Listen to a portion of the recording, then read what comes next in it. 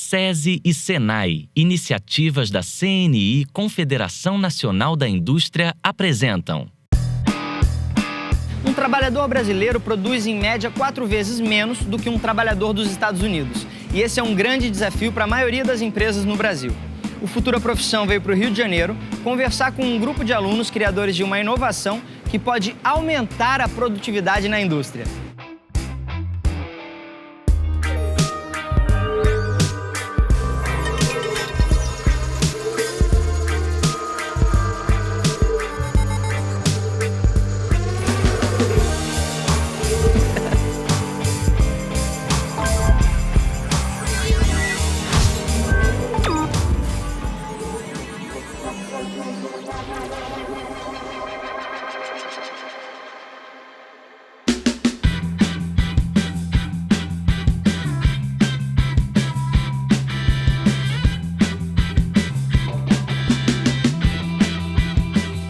Meu nome é Francisco Wallace Rodrigues, eu tenho 21 anos. Eu tinha um curso de música, tocava guitarra e a minha característica é o heavy metal mesmo.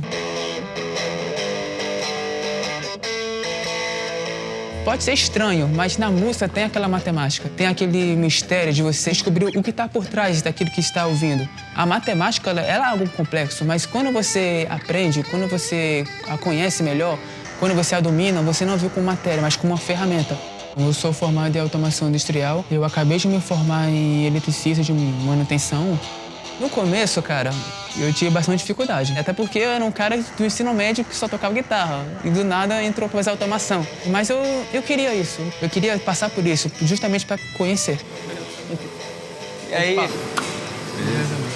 O nosso projeto é o polarizador automático. Ele serve para identificar as bobinas de um motor de forma mais rápida e prática, tendo como foco a produtividade. E o que é o projeto polarizador automático? Antigamente, demorava cerca de 20, 25 minutos para identificar as bobinas do motor, para fazer a ligação e tudo mais, botar o motor para funcionar. Com o nosso produto, a gente consegue diminuir isso para cerca de 5 minutos. Cada um ajudou de uma forma específica com o conhecimento que tem. Mas qual é o curso de cada um de vocês aqui? Eu sou técnico em mecatrônica e faço aprendizagem elétrica. Eu faço curso de mecatrônica, técnico em mecatrônica. Esse protótipo exigia eletrônica, elétrica, tudo. Acho que mecânica para você para conhecer, né, tudo, conhecer a área. Quais foram as competências que cada um de vocês desenvolveu dentro do projeto e o que vocês aprenderam uns com os outros? Então, eu cheguei para meio que salvar a pátria na área da programação, só que eu não dominava nem um pouco a elétrica. Aí veio o Israel e o Francisco me ajudaram um pouco melhor a entender a parte de motores na parte elétrica, que eu não entendia nada. Eu salvava na programação, mas a elétrica já ficava para a área deles. O meu papel dentro do projeto é de facilitador. Então eu ajudei eles a desenhar, a operar, como eles poderiam fabricar o protótipo usando cortador a laser, a parte de circuitos eletrônicos e qual era o caminho que o grupo deveria seguir. As empresas foram convidadas a cadastrar desafios numa plataforma para que os alunos pudessem selecionar qual desafio cada curso tinha mais afinidade e trabalhar em cima desse desafio. No caso, a equipe do polarizador escolheu um tema que era testes de motores elétricos. Baseado nesse tema, eles foram criando um dispositivo que facilitava algumas operações de manutenção e instalação de motores. E quais foram as etapas utilizadas no desenvolvimento do projeto polarizador? Cada equipe adotou um desafio. No caso, o polarizador adotou um desafio de uma empresa petroquímica. Eles entraram numa etapa de planejamento. Então, a gente preparou um cronograma onde alguns dias eles teriam capacitações como desenho, modelo de negócios, para que aí eles começassem o processo de ideação e ir gerando as ideias e até chegar no protótipo. Nesse momento, os empresários deram alguns feedbacks no que poderia melhorar, o que estava dentro da realidade e depois eles tiveram mais uma etapa de desenvolvimento. E qual foi o primeiro problema que a indústria apresentou para vocês? Foi o sentido de giro do motor, que a gente fez diversas pesquisas, conversamos com professores. O Pedro tem um primo que faz engenharia elétrica também. Sim, e mesmo assim ele disse que isso é algo que até hoje ninguém nunca conseguiu realmente chegar a resolver isso. Isso é o que? Determinar o sentido No sentido de sem energizar. Tem um motor aqui na minha frente. Você quer identificar o sentido de giro dele com um mecanismo. Essa era a nossa ideia. Identificar o sentido de giro dele, sem energizar ele, sem fazer ele rodar.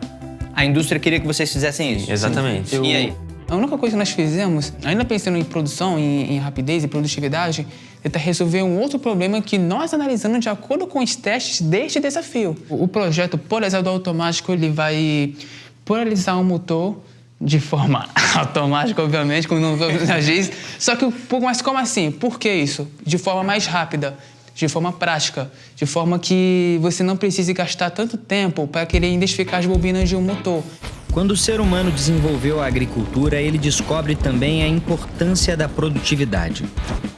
Produzir mais com a terra era um requisito para a sobrevivência e o desenvolvimento das primeiras sociedades. Depois da Revolução Industrial, com a ascensão do capitalismo e da ideia de lucro, a produtividade passa a ser um valor central na economia. Transformar tempo e trabalho em bens de consumo passou a ser a principal missão das empresas. Novas tecnologias são criadas para aumentar a produtividade, permitindo que mais pessoas tenham acesso a mais produtos diferentes. As teorias e inovações feitas para aumentar a produtividade não param de crescer. Descobrir como tornar as empresas mais produtivas virou também um excelente negócio. Nas grandes empresas, aumentar a produtividade é um desafio ainda mais complexo. São muitos setores, muitas pessoas e uma só pergunta: onde é possível melhorar? Estamos na Braskem, a maior empresa petroquímica da América Latina. Será que eles encontraram a resposta certa? A produtividade é foco nas pessoas e a maneira que elas vão interagir no seu ambiente de trabalho. E como a empresa faz para se manter inovadora? A Braskem é uma empresa jovem, né? A maioria dos funcionários também são jovens e a gente tem como política deixar essas pessoas trabalharem com liberdade de opinar, de tentar mudar. Então a mudança para a gente é um fator muito importante, que as pessoas não tenham medo de fazer as mudanças. A gente não pode seguir regras muito rígidas, né? Então tem que dar a liberdade para ele opinar. E assim ele vai crescendo, vai formando suas sinapses cerebrais que vão fazer o nosso crescimento e a nossa competitividade aumentar. E como é a parceria com o Senai? A gente coloca lá 4, 5 problemas, eles formam grupos de trabalho orientado pelos professores e um certo dia eles apresentam para a gente várias soluções, né? E essa parceria com o Senai trouxe benefício para dentro da Braskem? Sim, sempre traz. Sempre traz benefícios, que são jovens, né? Os jovens, eles não têm as amarras do passado nem do futuro, né? Então, eles pensam no presente. Então, as soluções vêm muito facilmente. O meu trabalho, em particular, a minha função, a gente tem que ser engenheiro eletricista. A gente trabalha com manutenção e confiabilidade, ou seja, o nosso foco é a gente atuar de uma forma preditiva para que os nossos ativos eles funcionem o maior tempo possível, ou seja, a gente tem uma campanha maior desses ativos, ou seja, eles operem por um maior tempo sem dar problema. E se forem dar problema, que a gente consiga atuar no momento certo, ou seja, o momento antes desse problema acontecer.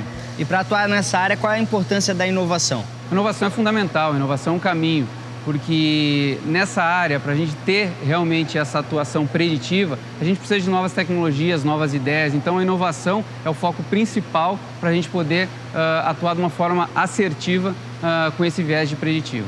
E quais são as possíveis áreas de formação para atuar na sua área? Diretamente na minha função, é necessário o curso de Engenharia Elétrica.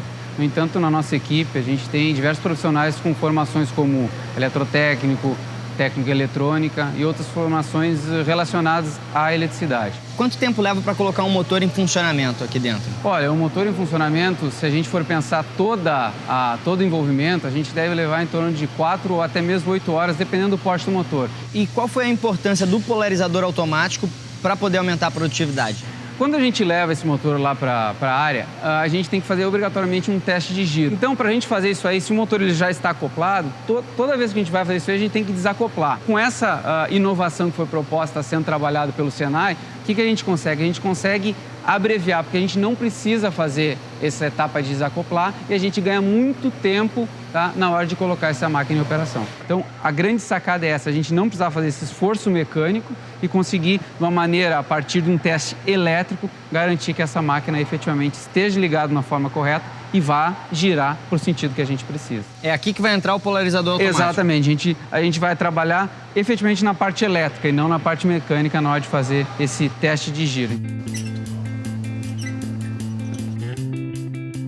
E quais foram as etapas que vocês passaram desde o desafio lançado para vocês resolverem até hoje o protótipo que vocês têm em mãos? Primeiramente foi fazer os testes, teve a parte financeira, quais seriam os produtos que a gente teria que usar, quais são as matérias que a gente teria que estudar para poder montar o protótipo. Pedro, o que você sentiu quando você viu o polarizador funcionando? Quando eles me falaram que funcionou, eu me senti tem um dedo meu ali. Eu acredito que as melhores ideias surgem assim. É algo que parece ser muito simples de resolver, algo que a gente pode investir, pode analisar e pode trabalhar, algo que está debaixo do nosso nariz. A gente vê todo dia, mas ninguém parou para pensar como aquilo pode ser resolvido, como aquilo pode ser melhorado. Os alunos do Senai utilizaram todo o seu poder de observação para descobrir um ponto do trabalho por onde o tempo escapava. Agora, no próximo bloco, vamos até Salvador conhecer uma escola que criou um software que aumenta a produtividade do aluno.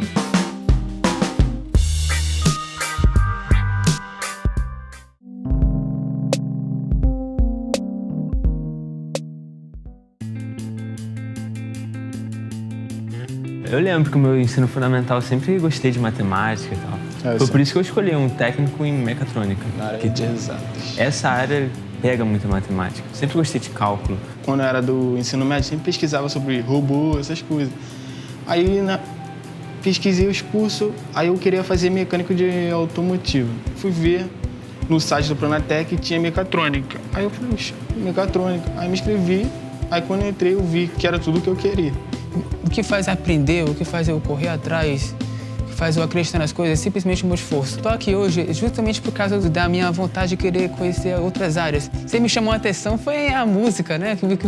Acho que por que parece até hoje vai ser a música. E vocês acham que a escola de vocês, antes do Senai, incentivava a inovação, a criatividade? Não, a minha não. Nem um pouco. Quando eu cheguei no Senai, eu via coisa que ficava perdida. Eu falava, cara, o que eu vou fazer? Não entendo. Aí fui correndo atrás, aí já tinha internet. Pesquisando, chegando em casa pesquisando. Aí fui que eu consegui me acostumar com as matérias de Senai, com as práticas, com tudo isso. Eu lembro que no meu segundo ano, no ensino médio, eu tive um professor de física muito bom. E ele me indicou fazer inscrição pro Pronatec. E eu consegui a bolsa para mecatrônica. O Senai tem esse diferencial de ter um ambiente que você possa desenvolver que está na sua cabeça. Você tem uma ideia, todo mundo tem ideias. A qualquer momento a pessoa tem uma ideia. Dormindo a pessoa tem ideia. E você consegue tirar a ideia do seu pensamento para algo bem palpável. A produtividade não é importante apenas para as empresas. Ela pode ser um instrumento para melhorar o cotidiano das pessoas. É o que vamos descobrir aqui em Salvador, Bahia. De acordo com o Ministério da Educação, MEC, a carga horária curricular das escolas ela é dividida em 2 terços definidos pelo Ministério e os restantes 1 terços definidos pelo projeto político-pedagógico das escolas. Porém, para os estudantes, não são disponibilizadas ferramentas facilitadoras para que estes possam acompanhar os conteúdos com a maior facilidade. Então, tendo isso em vista, foi desenvolvido um software em uma plataforma web que permite aos estudantes acompanhar toda esta gama de conteúdos, possibilitando assim o seu melhor desempenho, como também promove a questão da sua autonomia em relação ao seu estudo. O software gerenciador de percurso formativo que desenvolvemos, ele é dividido em basicamente 2 usuários, o administrador e o aluno. O administrador ele é responsável por controlar todo o fluxo de dados no programa. Já o aluno ele possibilita ver em relação aos conteúdos vistos e previstos que serão aplicados no ensino médio, como também fazer uma autoavaliação em relação ao seu desempenho escolar em cada um dos conteúdos. Com esse software, nós participamos de algumas feiras, como, por exemplo, a FEBRACE e a Mostra SESI de Ciências e Engenharia. Nossa experiência foi muito positiva, já que todo o contato que tivemos com outras pessoas foi bastante construtivo para o nosso software. Em que aula foi que isso aconteceu? Em que condições vocês estavam quando tiveram a ideia de desenvolver esse aplicativo? Na verdade, tivemos essa ideia no Iniciação Científica, onde fomos instigados pelo professor a buscar um problema que nós vivenciávamos. Então, foi essa a principal motivação para desenvolver o projeto. É buscar um problema em si cotidiano para a gente tentar solucionar através de uma solução tecnológica, que no nosso caso foi um software. Não fizeram sozinhos, né, esse projeto. Quem que orientou vocês? Quem que estava junto com vocês o tempo todo? Misael, é claro, nosso orientador aí. Em nossa escola, nós trabalhamos o projeto de iniciação científica, onde o aluno que tem um projeto ou mesmo tem interesse em trabalhar com pesquisa, ele tem essa oportunidade. Esse projeto, os alunos, eles têm algumas habilidades que são bem marcantes. Por exemplo, é a criatividade. Nós procuramos sempre valorizar a criatividade do aluno. Proatividade. Eu sou apenas um orientador. O aluno que é o pesquisador. Então, ele vai em busca, traz o que encontrou e eu faço apenas a orientação. E para poder desenvolver o projeto de vocês, quais foram os maiores desafios? Fácil não foi, bem óbvio. Mas basicamente, nosso maior desafio foi aprender as 5 linguagens de programação, que foi HTML, CSS, JavaScript, MySQL e PHP. O desenvolvimento do software foi bem complicado, porque nós não conhecíamos essas linguagens. Vira e mexe, a gente errava algumas partes dos códigos e toda a página se torna inutilizada quando você erra uma vírgula. E quais foram as etapas que vocês tiveram que passar? Desde o momento em que tiveram a ideia até ter o aplicativo desenvolvido? Primeiro, tivemos que fazer uma pesquisa de campo com os alunos para verificar qual seria a ferramenta tecnológica que iríamos utilizar. Se era um aplicativo, se era um programa desktop ou uma plataforma web. Então, optamos pela web. Em seguida, passamos pelo processo de pesquisas. Isso para embasar todos os documentos que precisávamos fazer. Após esse processo, a gente colocou a mão na massa e começou a desenvolver um software que durou cerca de 6 meses desenvolvendo. Bom, a proposta pedagógica da Escola de João Pessoa é justamente trabalhar a autonomia, a criticidade, o perfil pesquisador, sobretudo a questão da atitude empreendedora dos estudantes. Para isso, o nosso currículo ele permeia não só as disciplinas que nós conhecemos como tradicional, química, física, matemática, português e redação, mas também atividades que nós chamamos de currículo diversificado, que engloba atividades de ciências naturais, que nós chamamos de ciências aplicadas, onde os estudantes podem aplicar os seus conhecimentos de sala de aula, com experimentos, com projetos investigativos. Também tem a parte do que nós chamamos de PA, que são projetos de aprendizagem, que é onde o estudante vai buscar desenvolver competências e habilidades para que qual área no futuro ele vá atuar no mercado de trabalho, e também as Off-Techs, que são oficinas tecnológicas, que trabalham tanto com a parte de robótica do Lego, mas também com o Arduino, que é a parte de programação. No caso desse software, os alunos propuseram uma solução para um desafio de dentro da escola. Como que é a questão da comunidade? O que se traz da comunidade para dentro da escola? Nós temos temas assim, que envolvem tecnologias verdes, que é tanto a parte de engenharia sustentável quanto a parte da química verde. Nós temos também projetos com biotecnologia, nós temos projetos ambientais, que inclusive a escola trabalha com o desenvolvimento de horta. Nós também temos o desenvolvimento de Arduino para programação, que a gente chama hoje de Maker, né? Que é justamente invenções com essa parte de programação. Também temos na área de humanas, né? Que hoje a gente tem tanto na parte de fotografia investigativa, quanto também na parte de história oral, que é a área de humanas, né? Os alunos do SESI de Salvador nos ensinaram que produzir mais é também uma forma de administrar melhor o seu tempo. E o que fazer com o tempo que sobra? Vamos descobrir isso no próximo bloco com os alunos do Senai.